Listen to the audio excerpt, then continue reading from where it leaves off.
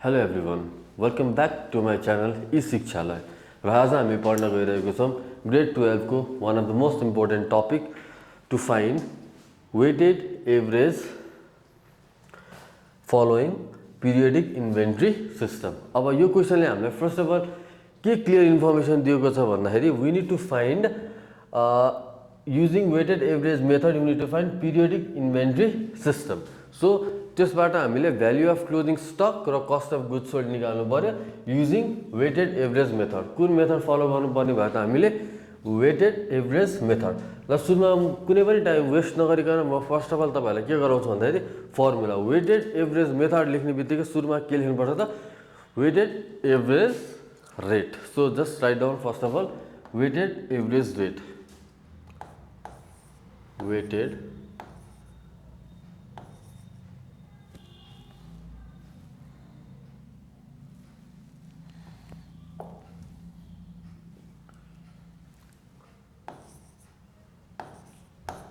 weighted average rate. Actually fail भयो सबैजनाले. Weighted कसरी थाहा पाउने भन्दाखेरि मैले वेटेड एभरेज मेथड फलो गर्ने भन्ने बित्तिकै तपाईहरुले सुरुमा के लेख्नु पर्यो त के फाइन्ड गर्नु पर्यो त वेटेड एभरेज रेट. जब तपाईलाई वेटेड एभरेज मेथड बाट निकाल भन्ने बित्तिकै first of all weighted average rate निकाल्नु पर्छ र त्यसको फर्मुला छ cost of goods available for sale. Cost of goods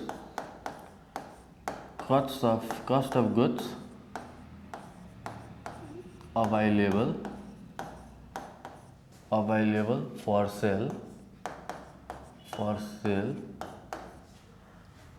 divided by total units available for sale. Cost of goods available for sales र total units available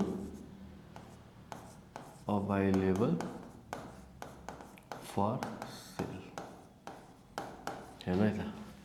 फेरि actually भन्छु जब तपाईहरुलाई weighted average method भनेर सोध्ने बित्तिकै के निकाल्नु पर्यो वेटेड एभरेज रेट. र वेटेड एभरेज रेट निकाल्ने फर्मुला के हो कस्ट भनेको टोटल कस्ट भनेको छ cost of goods available for sale divided by total units available for sale. So अब हेरौँ कस्टबाट जब निकाल्दा तब हामीले दायाँ बायाँ के हेर्नु पर्यो सिम्पली हामीसँग भएको स्टक हेर्ने. ओपनिङ स्टक पर्चेज भने हामीसँग भएको स्टक हो. यो अर्को पर्चेज भने हामीसँग भएको अवेलेबल स्टक जुन हामीले सेल्समा बेच्न सक्छौँ. त्यसैले सिम्पली के गर्ने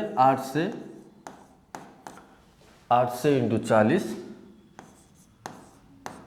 प्लस 900 इन्टु 42 42 प्लस 1000 इन्टु 140 यसलाई डिवाइडेड बाई टोटल युनिट्स. अब युनिट्स कति भयो त 800 900 र 1000. 800 900 र 1000 यसको हामीले डिटेल क्याल्कुलेसन गर्नुपर्ने हुन्छ है त.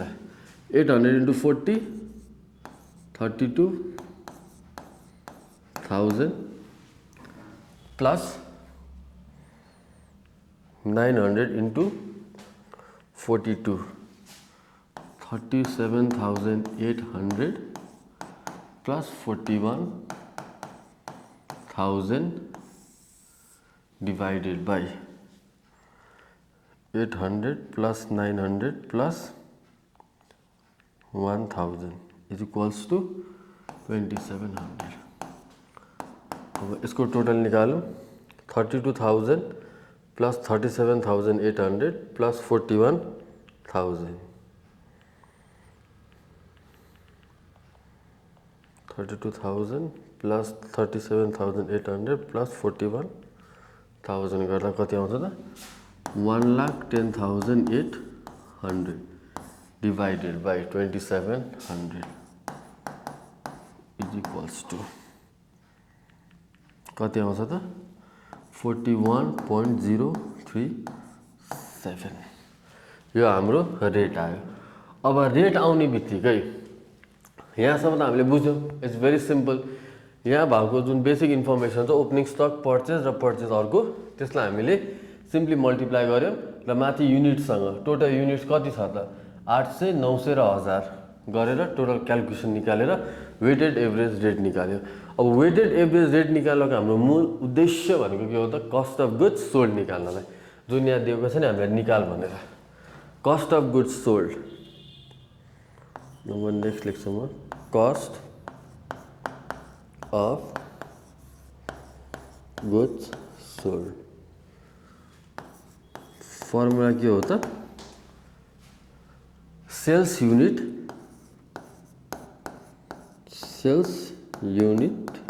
इन्टु वेटेड एभरेज रेट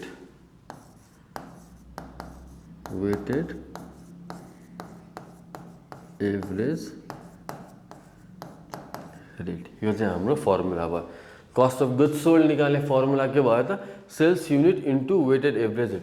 अब सेल्स युनिट हामीलाई कति दिएको छ त सोल्ड कति दिएको त 1300 unit sales 1300 into weighted average rate हामीले कति निकाल्यौँ त 41.037 इज इक्वल्स टु कति आउने भयो त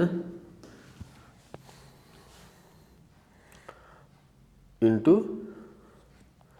41.037 इन्टु 1300 गर्दा कति आउनु भयो त 53,348.1 यसलाई हामी रुपिजमा राख्छौँ यता रुपिज भयो रुपिज 53,348 र अब हामीले के निकाल्छौँ त value of closing stock number 3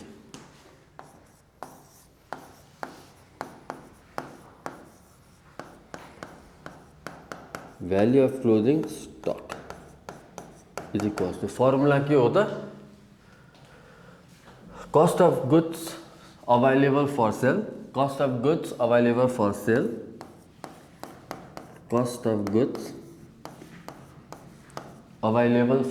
sale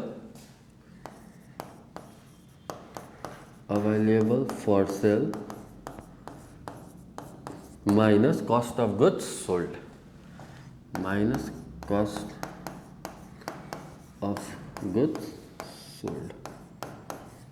अब हेरौँ cost of goods available for sale कति छ त 1,10,800